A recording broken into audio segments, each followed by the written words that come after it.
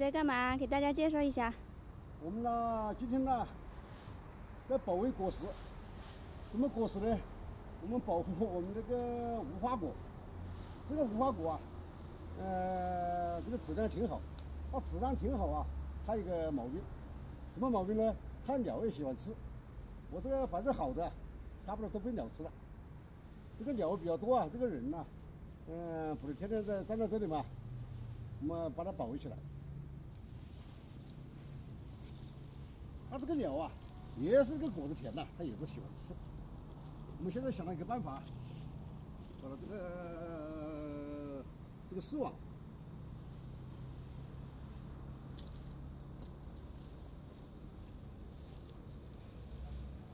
这种丝网啊，就是把这个杨梅啊，盖这个杨梅遮了啊用的。我是找个朋友啊，拿了一眼过来的，把它遮起来。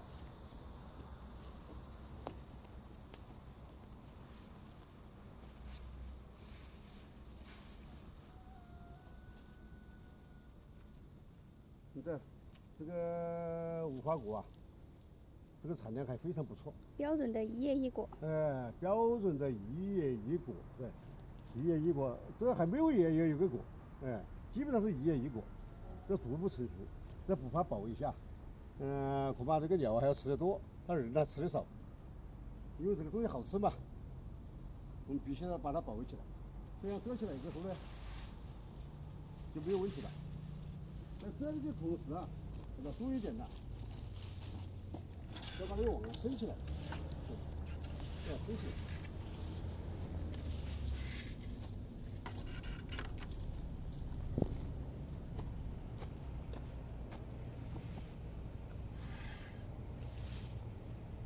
这基本就没有问题了，因为这个鸟啊，它是从上面来的，你下面呢，留一点呢，不遮还是没有问题的。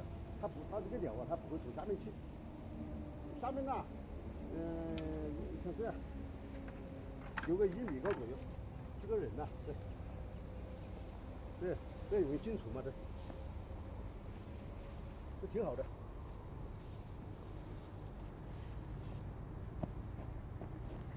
就下来啊，把这种部位啊，用竹竿啊把它伸下去，要腾空。这个网子直接落到这个树上还是不行的。现在当前呢，还没有很好的方法防鸟。